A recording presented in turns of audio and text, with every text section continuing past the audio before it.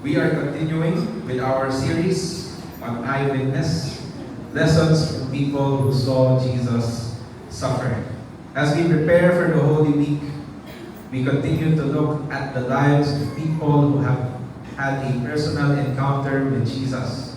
And let's see what we can learn from these people who had a personal encounter with Jesus. And as we have this last session of our series, let us welcome our speaker for today. He is our Elevate News Coordinator in San Pedro. Let's welcome Brother Melvin Magalino. Good morning, church. I don't think greet your seatmate. Good morning. It's great to see you today. It's such a blessing to see a house packed. And we just praise the Lord for bringing us here, for giving us this opportunity to worship Him freely and really just hear from Him today. So as we start our message, we are continuing and we are closing our series on eyewitness. And I want to ask you this question. What is the most pivotal or life-changing moment in your life? Ayan. What is the most pivotal or life-changing moment in your life? Can you share to your seatmate? Ano yung mga top of mind na naisip nyo? Kailan ba nagbago ang buhay ko? Parang hindi pa nagbabago eh. Pakigalabit na lang ako pag kailangan ko ng pivotal moment na yan. But it could be starting a business, di ba? It could be when you married your spouse, and I hope it changed for the better. Okay, mga married people, may mga nagnanod, yung iba, tamang straight face lang. But I hope it changed for the better. Or maybe when you welcome your firstborn. Tama ba? That was such a life-changing moment na parang kakaiba yung, it's an indescribable feeling. I have an 11-month-old and it really changed for the better. It's as if my joy, my love na na-download sa akin from above. And maybe I believe for us believers, the most pivotal would be when we surrendered our life to Jesus Christ, right? And regardless if that was recently or decades ago, maybe you've been walking with the Lord you have been attending services for quite some time, but that was the moment that you truly understood the gospel. Or maybe that's the time that you have finally taken Jesus seriously and you were changed forever.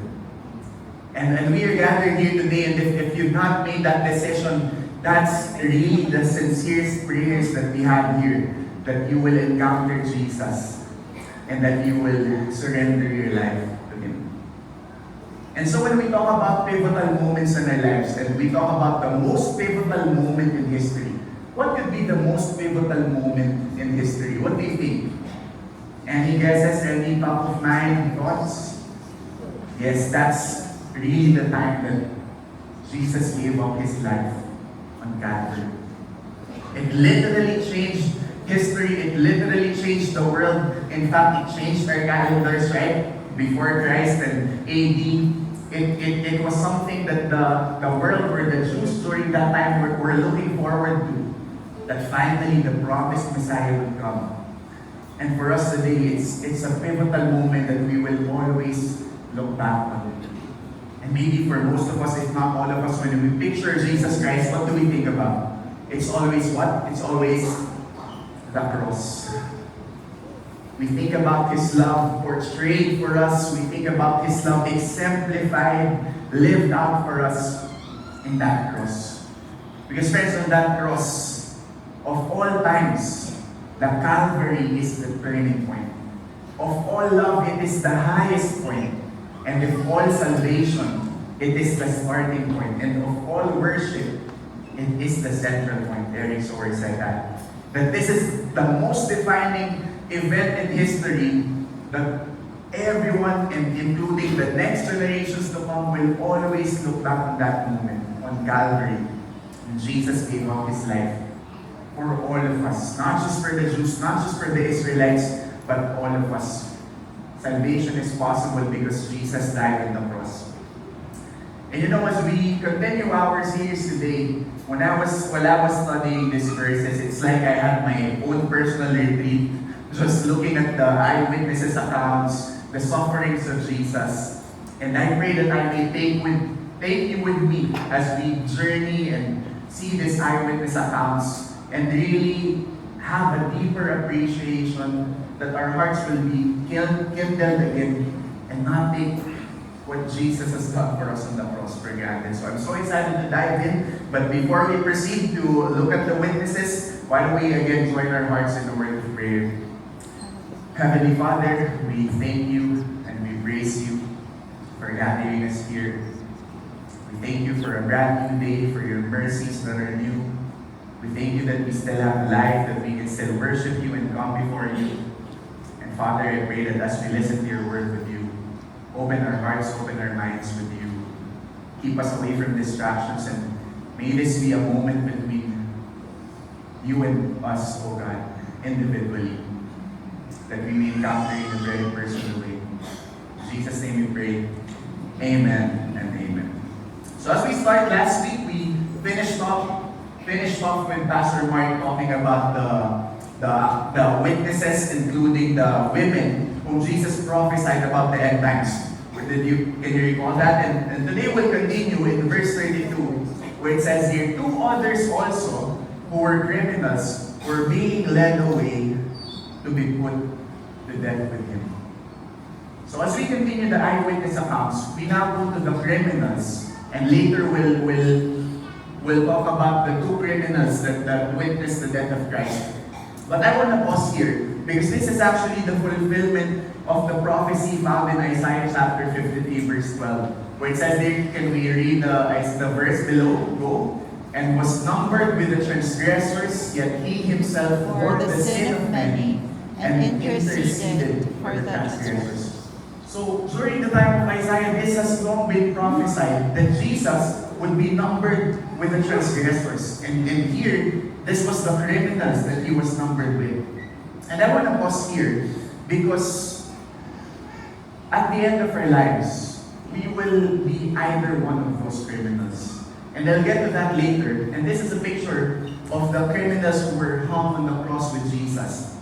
And at the end of our lives, we will either embrace the attitude or the faith of the first criminal or the second criminal. And we'll expound on that later.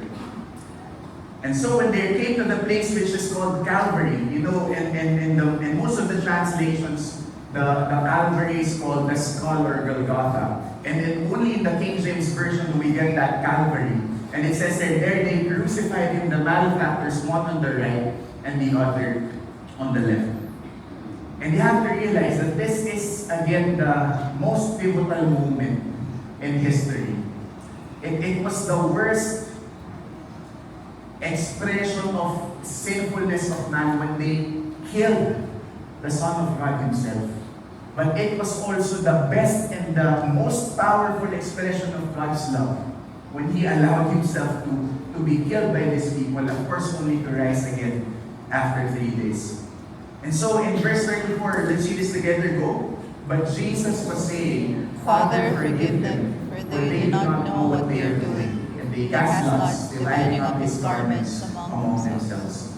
But Jesus was saying, Father, forgive them. And when we read this, we will miss out on the detail that particular saying there is in perfect tense, which means that he was repeating these words over and over again.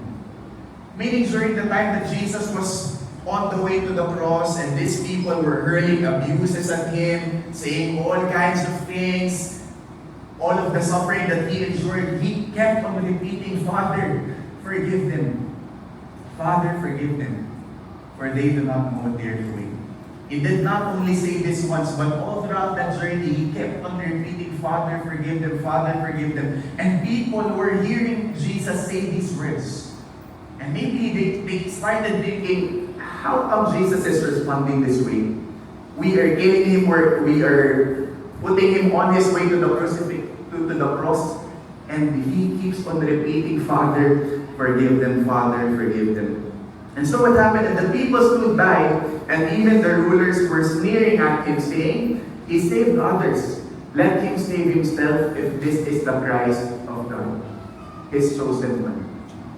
And moving on, the soldiers also mocked him, coming up to him, offering him sour wine, and saying, if you are the king of the Jews, save yourself. Notice the similarity of the abuse of both the rulers and the soldiers. What were they saying? If you are who you say you are, then why don't you save yourself? If you are the King of the Jews, then why don't you save yourself? And in the next verse it says there, now there was also an inscription above him, this is the King of the Jews. And when you look at the other Gospels, we will see that the actual inscription above Jesus, that is written in Hebrew, Greek, and Latin. It says there, this is the Jesus of Nazareth, King of the Jews. For all to see. And remember, Pilate mentioned that what I have written, because the rulers were saying, no, don't say this is the King of the Jews. Tell them I am claiming, or he is saying, that he is the King of the Jews. But Pilate said, what I have written, I have written. And so we go back to the criminals, right? Both of them had an access to Jesus, who was crucified on the cross. And it says here, King of the Jews. So therefore, they have an opportunity to respond to what they are saying, or to what they are seeing, that if he is indeed Jesus, the King of the Jews, then perhaps he can save me. You get what I'm saying? They have an opportunity to respond. It was providential. Warren Wiersbe said that it was providential that Jesus was crucified between the two thieves, for this gave both of them equal access to the Savior.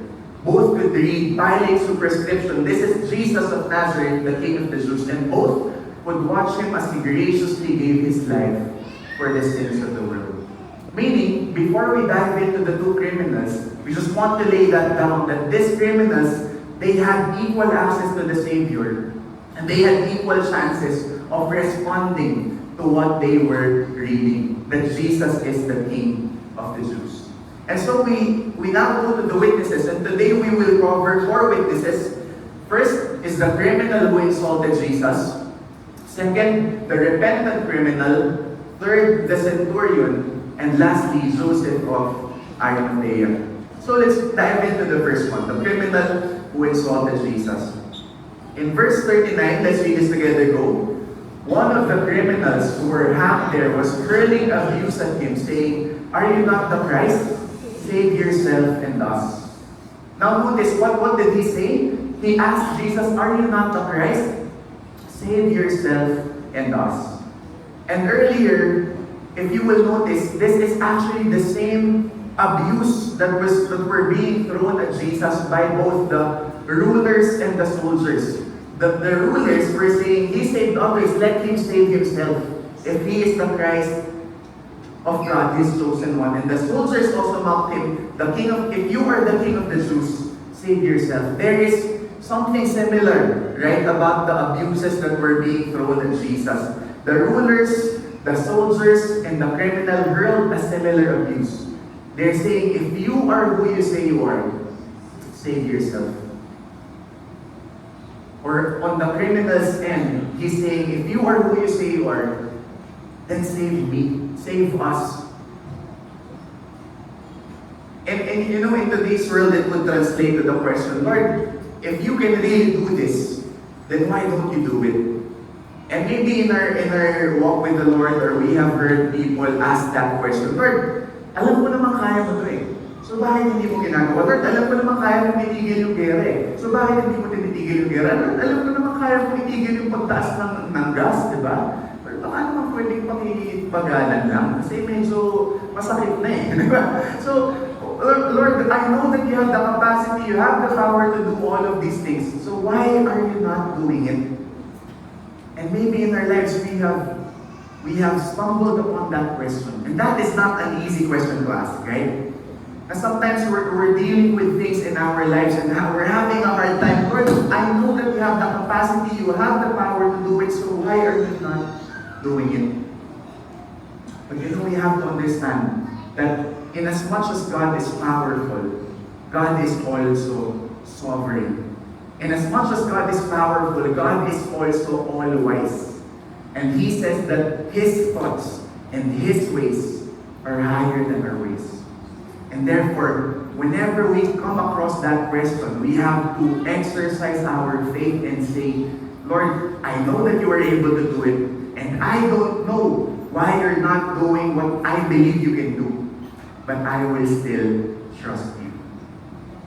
But I will still believe that whatever you have in mind, that is the best. Because your ways are higher than my ways. Because your thoughts are higher than my thoughts. Amen? And you know, going back to this abuse, is if you are who you say you are, then save yourself. Save yourself.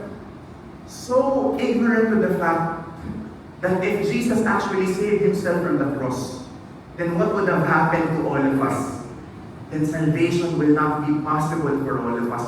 Not realizing that the very reason Jesus remained on the cross was to save all of us, was to save them, was to keep them from being separated from eternity.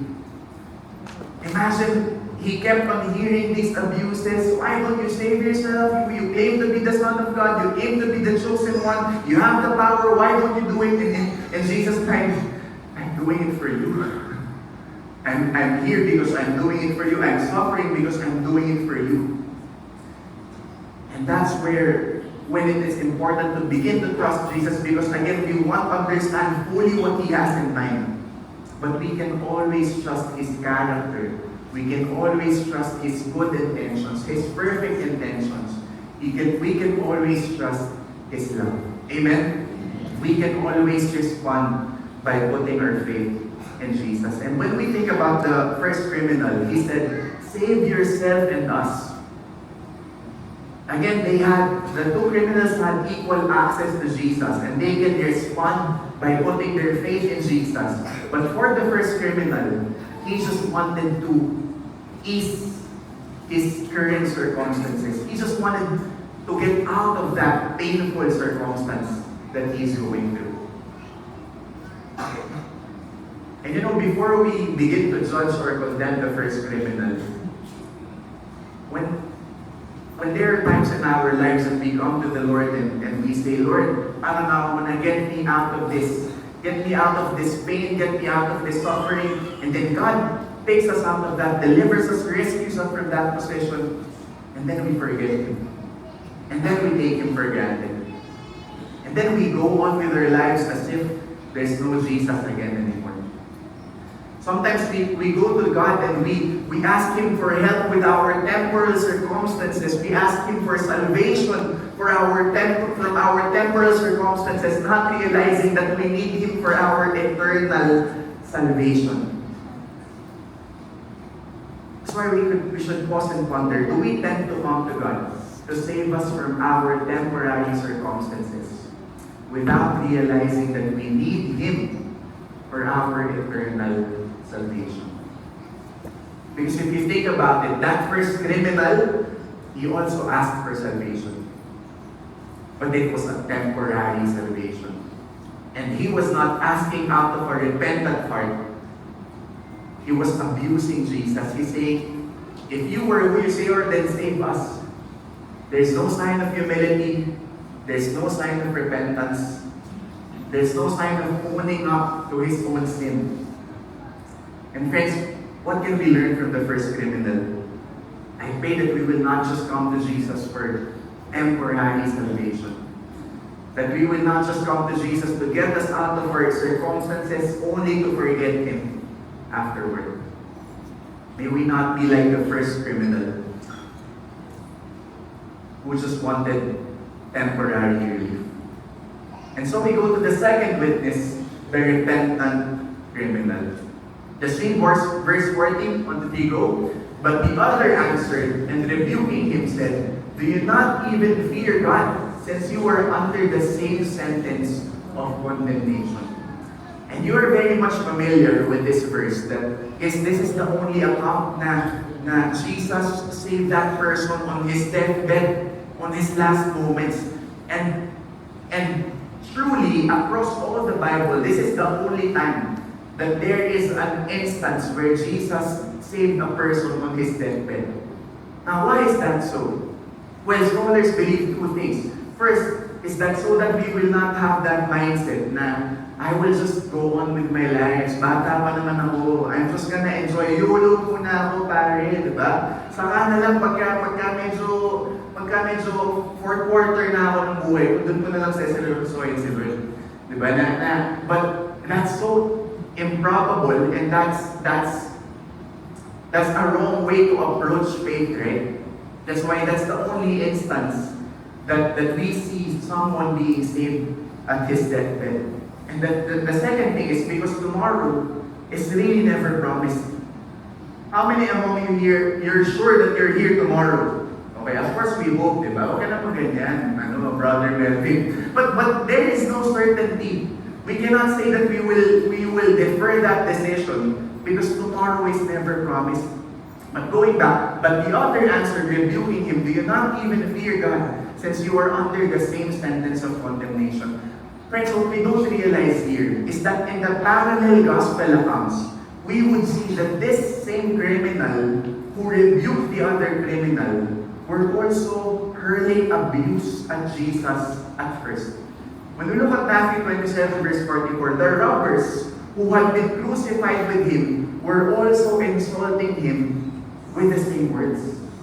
And even in Mark, it says here, those who were crucified with him were also insulting him. So you may be thinking, hindi ba may disconnect yan, Brother Bill? Sabi ko na nga ba, merong mga hindi mga accurate accounts. But there is no disconnect. But we realize here that robber, that second criminal, were also the ones who were hurling abuse at Jesus at first. Meaning, he did not come there as a Christian or as a follower of Jesus. He was not crucified as a believer of Jesus. But, something happened along the way. Basta inyo baka napakanta. Something happened along the way. And maybe, on the way to the crucifixion, he was seeing Jesus. And he was hearing these words, Father, forgive them. For they do not know what they are doing. And he kept on hearing Jesus, Father, forgive them, for they do not know what they are doing. And he begins thinking in himself, why do people repeating, Father, forgive them? They are abusing you. They are putting you on the cross. You are suffering because of these people, and you keep on repeating, Father, forgive them. And maybe up to the point that God is beginning to work something in his heart, something brewing in his heart already, and he begins to respond. And maybe when he saw that inscription above Jesus, that he's the King of the Jews, then maybe he's beginning to have that conclusion. Wait. What if you really are who you say you are? What if you really are the Son of God? What if we've been taking it wrong all along? And so he had a change of heart, and he began rebuking. Do you not even fear God, since you are under the same sentence of condemnation? You know that rebuking is also in the imperfect tense. He was repeatedly rebuking the first criminal. Because when you have that change of heart, when you begin to understand who Jesus is, your perception is never the same. You're never going to take the world, you're never going to look at the world the same way again. It's like God will open your eyes to see what's really happening here. And you'll realize, this is really the Son of God. The question is, what could have caused the second criminal to have a change of heart? We will never really know for sure at what exact point did he begin to confess his life or confess his faith in Jesus. But it was a process. It was a process of seeing Jesus, holding on to who he is, reflecting his character, reflecting his grace, his mercy and love all the way to the cross. And that second criminal began to have a change in heart. And what can we learn from here? Two things that we realize. First, you never know who is impacted by your life as you live out Christ in his word. You never know. When people are looking at your life and you're responding differently, hindi ka yung bangka kapag nag-chismisan sa office, di ba? Hindi ka nakikikopya kahit na sinasabi na sa'yo yung ABC, nahihirapan ka, di ba? If you're living a life that is different because you're living out Christ-likeness, people are noticing that. And you will never know who you are impacting just because you're enduring the life that God calls you to live. The life that God calls you to live. And I just want to share a quick story. You know, I work in the corporate world, and I'm in sales, and there's a lot of pressure, a lot of items. I work extra hours, day in and day out, and there's a lot of stress. But by God's grace, I'm thankful for my work because it's leading me to depend on the Lord every single day. Lord, it's like, if I don't charge this morning, I will die. I will not be able to make it through the day. That's why I'm making it to a point to commune with the Lord, to read my Bible, because that's really the time that I can be recharged, right?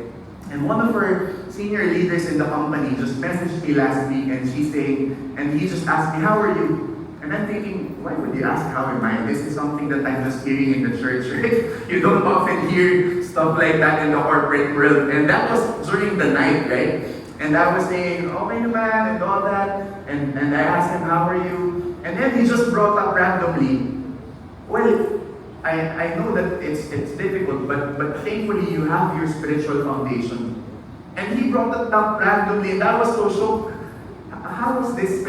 How did this come to me? And then the conversation went on, and he told me, you know what? I'll treat you sports. Let's play sports, and then let's use that time to get to know each other better, to have an accountability session together. But I'll teach you that sports, provided that you will start a Bible study in our office. Provided that you will gather people and share God's word. And I was so shocked because, of course, let's do it tomorrow. How did that happen? But I realized you'll never know, friends. You'll never know who are the people who are being impacted just by enduring and just by living out Jesus wherever He has placed you. And the second thing that we realize here is God can touch the heart of someone even at the end of his life. And thus, we are to keep praying. And I know that you're here and you already have people in your mind. You already have that brother, that sister, that relative, that friend that for the longest time you've been praying and praying, Lord, please, baka naman pwedeng mapanaginipan ka na niya. Tapos, tinatawag mo siya, ma-encounter ka niya na parang si Saul to Paul. Di ba pwede bang ganun, Lord, para lang mas malitas na siya? And God has not been opening that door yet. And you feel discouraged. Friends, keep praying. Because God can touch the heart of that person even at the end of his life. As long as he's breathing, there is a chance for him to come and repent and turn to Jesus for salvation. Tapigin mo naman yung matabi mo sa kanan, sabihin nyo, keep praying. Sa kaliwa, naririnig ka ni Lord. Naririnig tayo ni Lord. Naririnig ka ni Lord. And so what happened in verse 41, and we indeed are suffering justly, for we are receiving what we deserve for our deeds. But this man has done nothing wrong. But this man has done nothing wrong. And again, you see the character development of this criminal, right? From a person hurling abuse at Jesus, one of the people, one of the crowd who is saying, if you are who you say you are, then save yourself. And slowly but surely God is working in his heart, and he rebuked the other criminal, and now he is owning up to his sin. He's saying, and we indeed are suffering justly, for we are receiving what we deserve for our deeds. Meaning, he realized that yes, I am a sinner and I deserve this punishment. But this man has done nothing wrong. And I have to point out that these conversations were not happening easily. Imagine they were hung on the cross. And every time that they would breathe, it was pain. Kakaskas yung likod nila sa krus na walang bagnis, hindi smooth. And their back na, nilatigo na, flood. Every time that they would breathe, it's suffering. Let alone converse is equally suffering.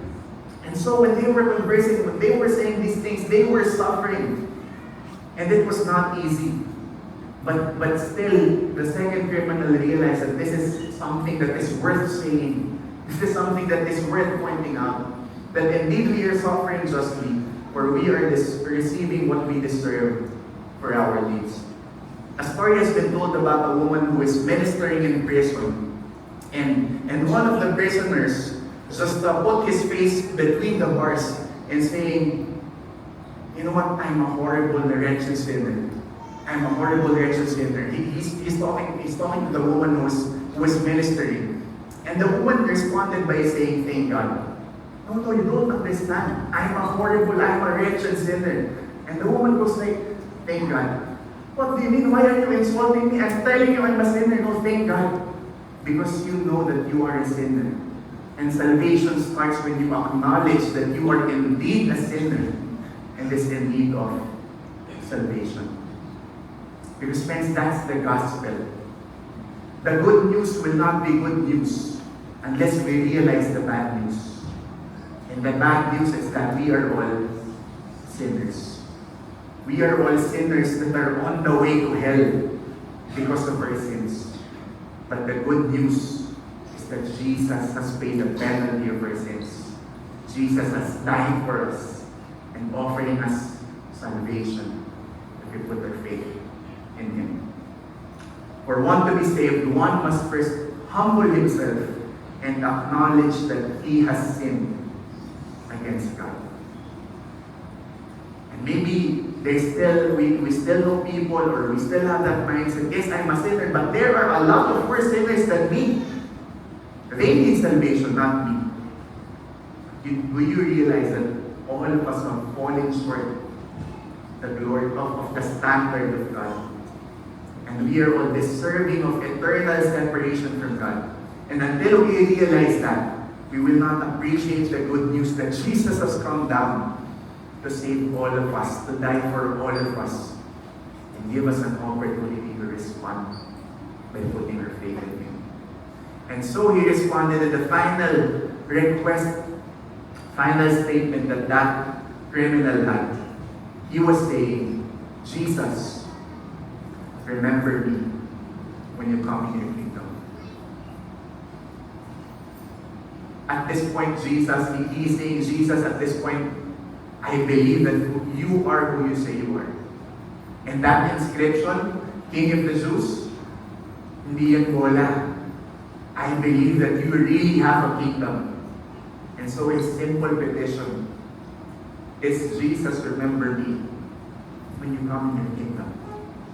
That simple prayer is similar to that tax collector who was beating his breast, looking up to heaven, realizing that he is a sinner and deserving. And just the request was just, remember me when you come into your kingdom. Notice the contrast of these two criminals. The first one was asking for salvation, but not just temporary. Asking for salvation, but not having that repentant heart. Asking for salvation, but hurling abuse at Jesus. Whereas the second criminal, realizing who he is, realizing who Jesus is, and realizing that yes, he is about to die, but this is not the final life that I will have. He realized that there is afterlife. He realized that he is going somewhere. And he says to Jesus, Jesus, remember me when you come in your kingdom. Remember me when you come in your kingdom. You know, in Isaiah chapter 45, verse 22, God says, look unto me and be saved, all the ends of the earth, for I am God, there is no one else. And this is exactly what happened in that fateful moment, because that criminal did not have the opportunity to prove that he is indeed saved. He was not able to do good works anymore. But in that fateful moment, he confessed his allegiance to Jesus. He confessed his faith, and he was saved. Remember me in your kingdom. This criminal understood that eternal life had nothing to do with what he had done, whether good or bad. It had to do with what Jesus was doing at that very moment, giving his own life so that even the undeserving could be welcomed into heaven by God. The important thing, friends, is being remembered not by others, but by God. That's Julie Ackerman. And we live this life and we always have that mindset, how do I want to be remembered? And there's nothing wrong with having that legacy, especially if you want to be remembered as someone who wholly followed the Lord, who lived for Jesus. But friends, the most important person to remember us is Jesus himself. Not to be remembered by others, but by God himself. And how did Jesus respond to that? Let's read in verse 43. Go. And he said to him, truly I say to you, today you shall be with me in paradise. Today you shall be with me in paradise. And again, we can just imagine Jesus suffering on the cross and uttering these words. And when he says, truly I say to you, it's not just because that's just Jesus. He keeps on saying, truly I say to you. But when he says, truly I say to you, he's saying, pay careful attention to what I am going to say to you now. Pay careful attention to what I am going to say to you. Today, you shall be with me in paradise. Today you shall be with me in paradise. And here in this very straightforward verse, we learn that there is no waiting zone, friends. It's not in the Bible. It's either heaven or hell. Jesus did not tell this criminal, 2 weeks from now, you will be with me in paradise. 1 month from now, you will be with me in paradise. No, today. You will die today, but you will live forever. Today you shall be with me in paradise. In this verse, Jesus makes it clear that we are saved by grace through faith, not by works. We are saved by grace through faith, not by works. Why? Because again, we just want to emphasize that this criminal did not have an opportunity to go down to the cross and show obedience, show good works, bumawi sa mga atraso niya sa mga tao. No, it was then and there. He was dying. But Jesus saved him by grace. Totally undeserved. Totally undeserved of what he just received from Jesus. Unmerited favor. Through faith. Through faith that was exemplified by the second criminal's words when he said, I am a sinner. Jesus, remember me when you come into your kingdom. And it was not by works. It's either heaven or hell. There's no waiting area. It's not in the Bible. And the third one is that no one comes to the Father except through Jesus. He is the way, He is the truth, He is the life. And salvation is found in no one else but in Jesus Christ alone. And when we think about that second criminal, we realize again that it was not too late for him. It was literally crunch time. It was literally in his dying moments. But he confessed his faith in Jesus and he was saved. And what do we realize? Friends, if you have not put your faith in Jesus, it's not too late for you either. It's not too late for you either. You feel like you think you haven't been taking this seriously, you've been setting Jesus aside, you've been going on with your life, and you've been sinning against Him. You feel like it's too late, you're too far. The truth is, it's not too late for you either. But tomorrow is never promised. Trust Jesus today. Trust Jesus today. Can we say to our seatmates, trust Jesus today. Trust Jesus today. What can we learn from the repentant criminal? We are to endure and keep living out Christ likeness because again, we never know how God uses our testimony to impact others. We are to keep praying for people who have yet to put their faith in Christ because God can always touch their hearts. Lastly, do not wait for tomorrow, for it is never promised. Today, friends, is the day of salvation. Today is the day of salvation. And we continue with the events that transpired. And in verse 44, we read, it was now about the 6th hour, and darkness fell over the whole land until the 9th hour. You have to realize that in our time today, that's between 12 p.m. to 3 in the afternoon. So it was now about 12 noon, and darkness fell over the whole land. I understand ngayon, mainit na kaya gusto natin tumilid na lang, no? Pero that's not what was happening here. It was 12 noon. The sun was supposed to be at this highest peak. But then what happened? Darkness fell over the whole land until the 9th hour. And this is not just an eclipse, friends. John MacArthur puts it this way.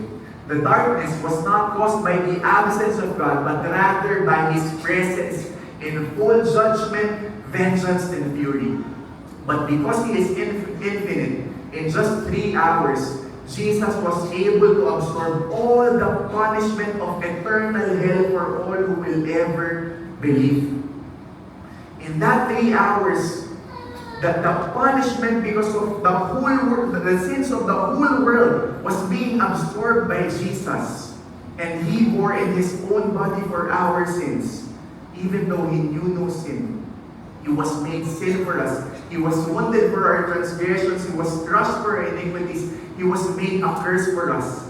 And this was the cup that He pleaded with the Father in Gethsemane to remove, if possible. Because friends, this is the moment that after that 3 hours, Jesus says, my God, why have you forsaken me? And you have to realize the weight of that. Because for all eternity, even before the universe came to be, Jesus had an intimate fellowship with the Father. He always enjoyed that intimate fellowship with the Father. He was always close to the Father. And even when He came here on earth, He had that communion with the Father. He was always praying, He was always abiding, always connecting to the Father. But in this fateful moment, He did not call God His Father. He said, my God, why have you forsaken me? My God, why have you forsaken me? And the answer to that question is because all of the sins of all of us, including the whole world, is being borne by Jesus Christ. And God is too holy. God the Father is too holy to look at that. And Jesus, we believe that moment of suffering is the worst of all the suffering that He had to endure. Because this physical suffering, it will pass. But this moment, Father, this is so difficult for me. How can you forsake me? How can I lose this intimate fellowship that I've always had with you from the beginning of time? But Jesus endured that. And He says in Hebrews chapter 12, verse 2, that He endured that for the joy that awaits Him. And friends, do you realize that joy is you?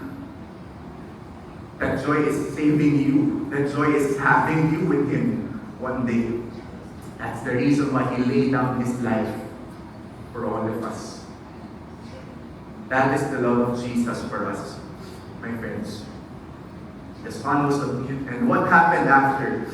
The sun was obscured, and the veil of the temple was torn in two. You have to realize that this was the picture of the temple during that time. It had 3 divisions, and the Holy of Holies was separated by a big veil, probably 60 feet tall, 4-inch thick. And you have to realize that only the high priest would be able to enter into the Holy of Holies. In Leviticus chapter 16, this is what we read. Only the high priest could enter, only once a year, only with sacrificial blood, and with very specific instructions. Otherwise, he will die.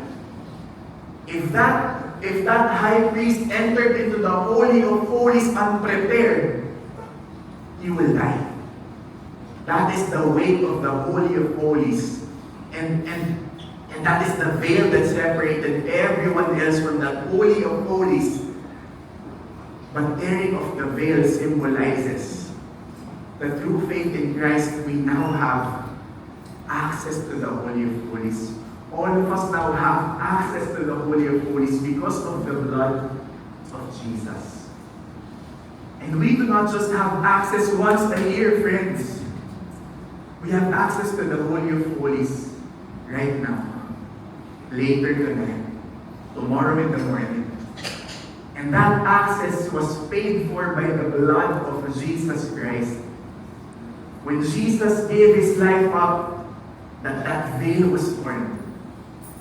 And it's as if the Father is saying to us, you're welcome in my presence by faith in Jesus Christ. Do we realize the magnitude of what was happening here, friends? The veil was torn in two. And we can have access to the Father. Imagine during that time, maybe people would crowd out wondering what would have happened to the high priest when he entered the Holy of Holies.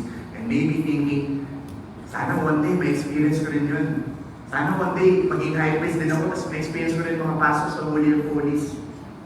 But not everyone was granted that privilege. But now, today, friends, because of the blood of Jesus, we can enter into the Father's presence. And in Hebrews chapter 10, verses 19 to 21, let's see this together, go. Therefore, brethren, since we have confidence to enter the holy place by the blood of Jesus, by a new and living way which he inaugurated for us through the veil, that is his flesh. And since we have a great priest over the house of God, let us continue. Let us draw near with a sincere heart, in full assurance of faith, having our hearts sprinkled clean from an evil conscience and our bodies washed with pure water. Simple application that we have here, friends. Let us draw near. Let us draw near to the Holy of Holies. Let us draw near to the Father. It was given to you at a high price. Don't take it for granted. Pause and wonder. Do we realize how much of a gracious privilege it is to come into the Father's presence through Jesus? Or do we take him for granted? When was the last time that you came before the Father and your heart said this, Lord, thank you that I'm even having this communion with you. That I can even utter worship to you. I can even praise your name. I can enjoy your presence. When was the last time that we expressed our gratitude that we can come before the Father because of what Jesus has done? Or are we taking him for granted? Do we go about our lives and say, Brother Mel's busy kasi talaga ako eh. Brother Mel's, ito naman yung time ko with the Lord pag umattend ako ng service. And nothing wrong with that, but friends, Jesus is our daily bread. He deserves our every day.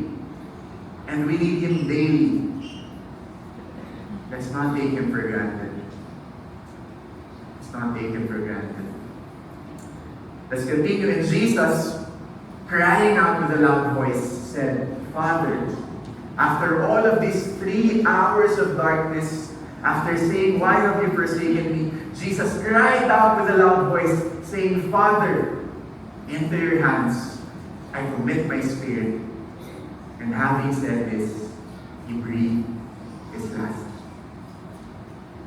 Look at how sovereign our Jesus is during this moment.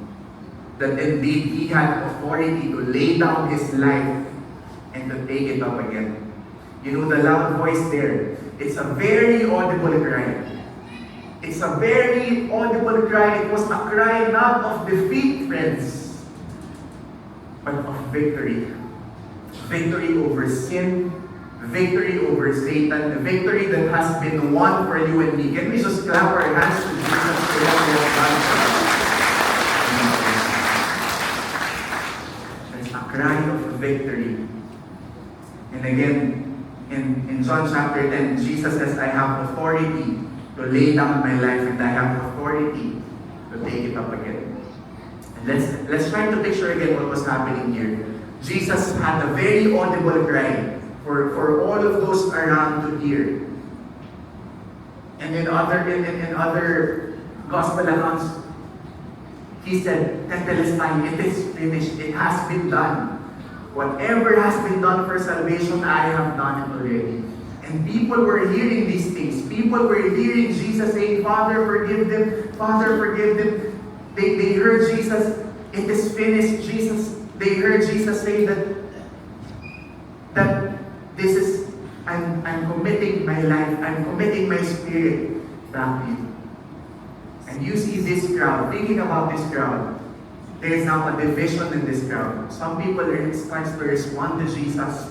Some people are still abusing at him. And that leads us to the next witness that we will be looking at, the centurion. How is the centurion responding to all of these things? How is the centurion absorbing and taking all of these things that was happening around him? In verse 47, let's read this together, go. Now when the centurion saw what had happened, he began praising God, saying, certainly, this man was innocent. The centurion is a Roman soldier who also, most probably, were also hurling abuse at Jesus.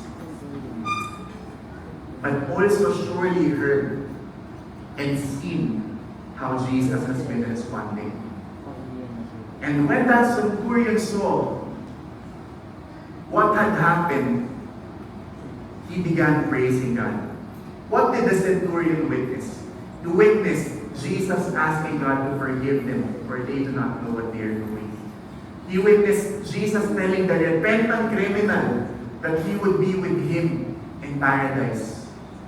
And in other gospel accounts, the centurion saw the earth shook and the rocks were split after Jesus died. And that centurion saw Jesus intentionally breathe his last. And again, God is doing something in his heart. And he cannot push it away. He cannot deny it anymore. Something is happening here. Something supernatural is happening here. And this is really the Son of God. And so as a response, he began praising God. From hurling abuse at Jesus, from mocking Jesus, from participating for those who sneered at Jesus, he now began praising God. And that verb is written in the imperfect tense. The centurion was so moved that he began giving glory and honor to God. And in the imperfect tense, he was doing so again and again. You can imagine the centurion, brusco, leader of soldiers, began weeping, began crying. This is really the Son of God. And he began glorifying and honoring God. That's how he responded. And you know, friends, I pray that we will not embrace a callous heart.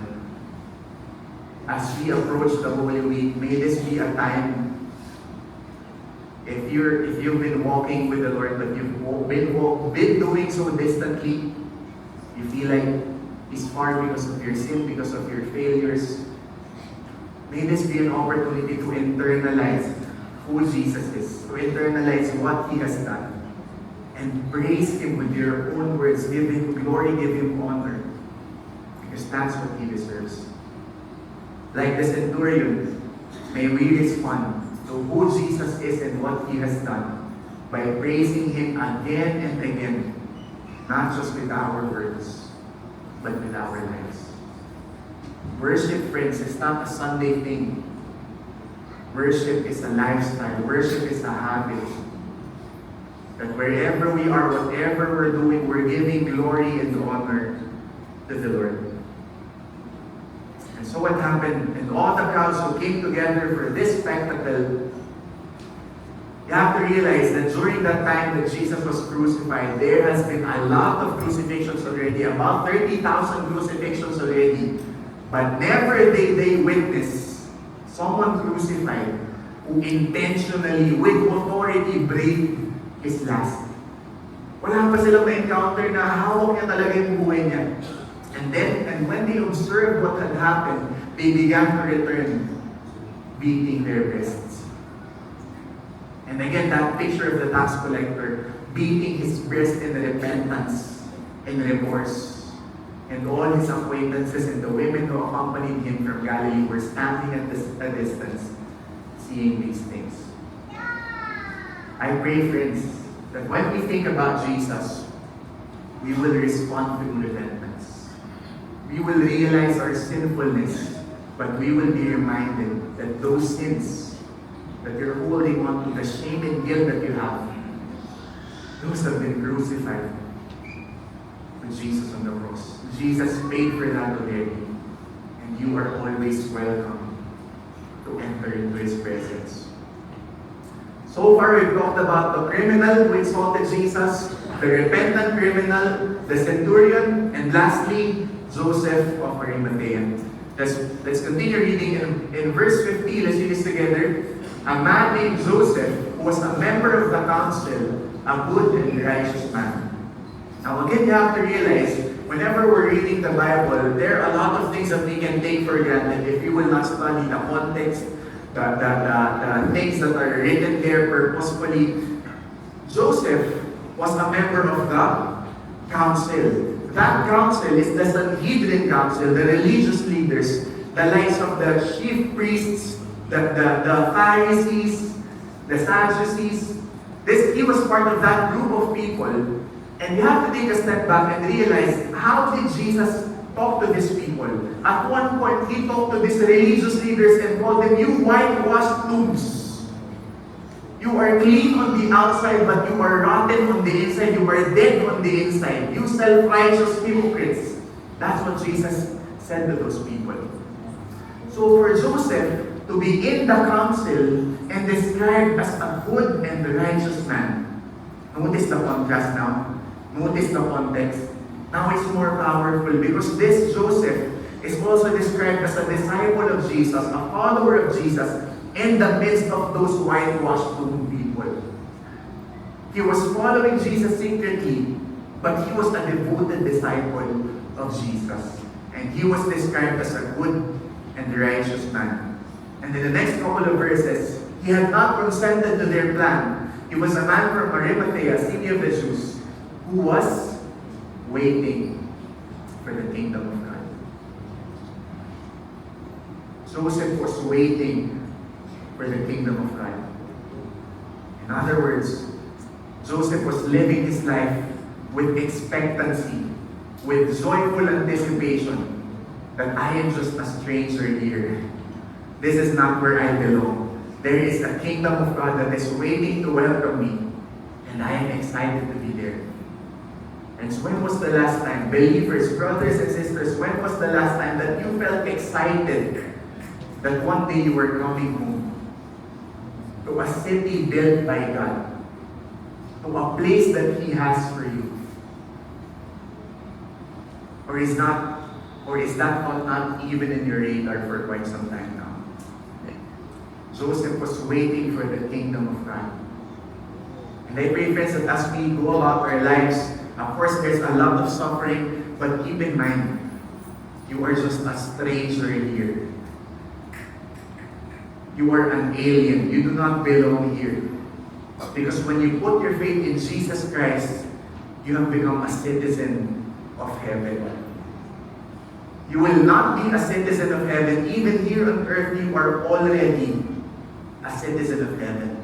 You already have your passport. It's sealed with the Holy Spirit, and you're on the way to heaven. So our Paul is saying to live is Christ and to die is gain. Because what would death do to us? It would bring us closer to Jesus Christ. And that's the reason, friends, that we can be excited, we can be expectant, and we can be joyfully waiting for the kingdom of God. We can talk to Jesus and say, as we wake up in the morning, "Thank you, Jesus. I am a day closer to the day that I will see you face to face." But that does not mean na yun na lang iniisip natin, di ba?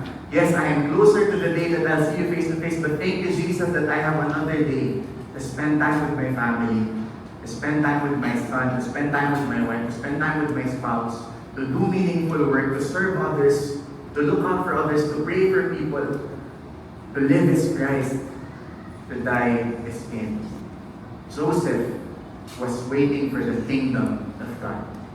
And this man went to Pilate and asked for the body of Jesus. Now you have to realize, in other gospel accounts, it says there, Joseph collected courage.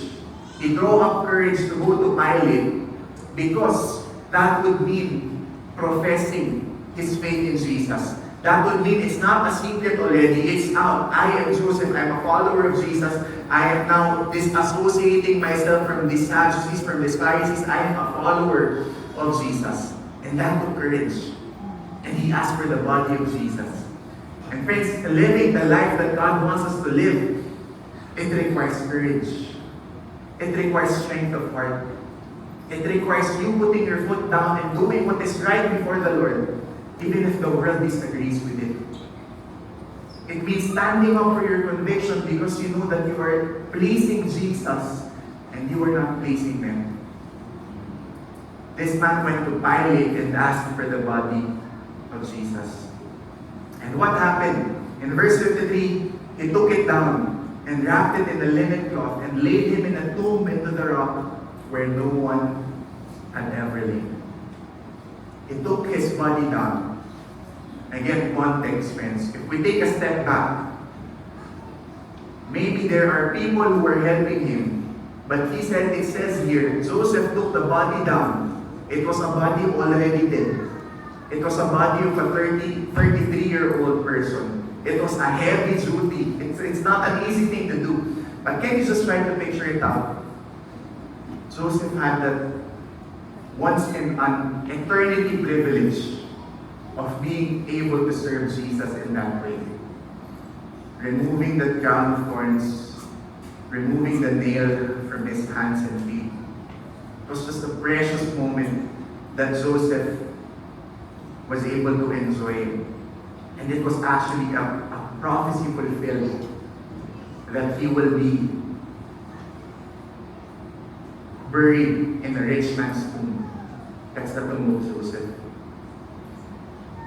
So what is the background again of Joseph? Joseph is a rich man. He was a disciple of Jesus. He's a secret one for fear of the Jews. But again, during that time that Jesus died, he went public with his faith. He was a good and righteous man. He was waiting for the kingdom of God. And his desire was to take away the body of Jesus. In Isaiah it says there, he was numbered with the transgressors, but he died a rich man. And it's because the prophecy was fulfilled that God would use someone like Joseph of Arimathea to bury him in his own tomb where no one was ever laid. And he died a rich man. 4 witnesses, friends, talked about Joseph of Arimathea. And like Joseph of Arimathea, may we be devoted followers of Jesus, obeying him boldly, even in the midst of unbelievers. He was living with his people whom Jesus called the whitewashed tombs, but he was a devoted follower of Jesus. Friends, your relationship with Jesus is not dependent on your circumstances. It's not dependent on where God placed you and you're saying, Lord, ang sama-sama kasi ng mga kasama ko. Parang ang hirap talaga maging Kristiyano dito. Bakit kasi nilagay mo pa ako dito? No, you have an opportunity to be a salt and light wherever God placed you. If you're the only Christian in your family, praise God, you have an opportunity to show them what it looks like to follow Jesus fully. And may we uphold that, because again, we will never know how people are responding, how God is touching their hearts because of how you are enduring and living for Jesus. Talked about 4 witnesses. First is the person, the criminal who insulted Jesus, who asked Jesus for temporal salvation, the repentant criminal who looked to Jesus for eternal salvation, the centurion who praised Jesus for who he is, and Joseph who lived a life as as a disciple of Jesus. And as we're closing our series, the main question that we really want to ask you is this: how will you witness for Jesus Christ? How will you live your life as a witness of Jesus Christ? Will you do so with intentionality, knowing that your good works are seen by men and glorifying your Father who is in heaven? Will you be like the first criminal who will only come to Jesus for temporal salvation? Will you be that repentant criminal who acknowledges his own sinfulness and his need for salvation? I pray that we will be like the centurion who praised Jesus because of what he has witnessed, and like Joseph, who lived as a disciple of Jesus. I want to call in the music team as I close. Last verse in Acts chapter 1 verse 8, it says here, "But you will receive power when the Holy Spirit has come upon you."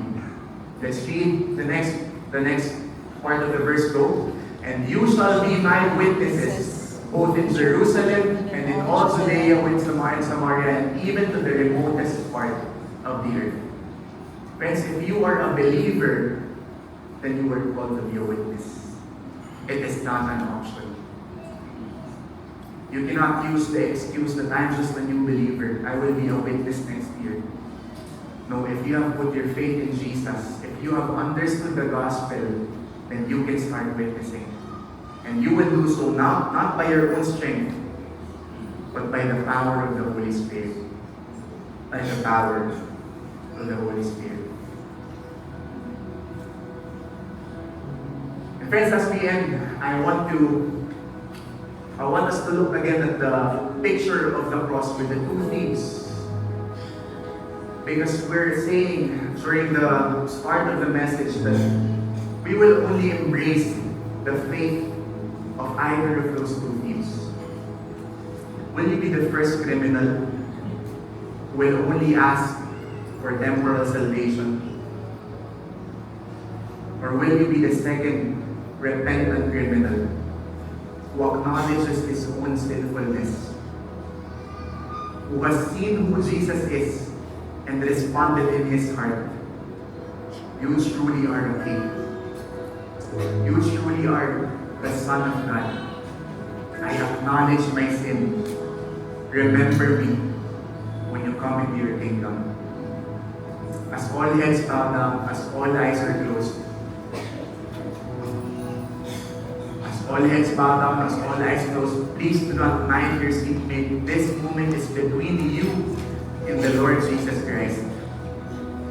If you're that person and you want to embrace the faith of that repentant criminal, you want to humble yourself and you want to have a relationship with Jesus, why don't you pray these words, but make this the prayer of your heart. Say, "Jesus, thank you for your love.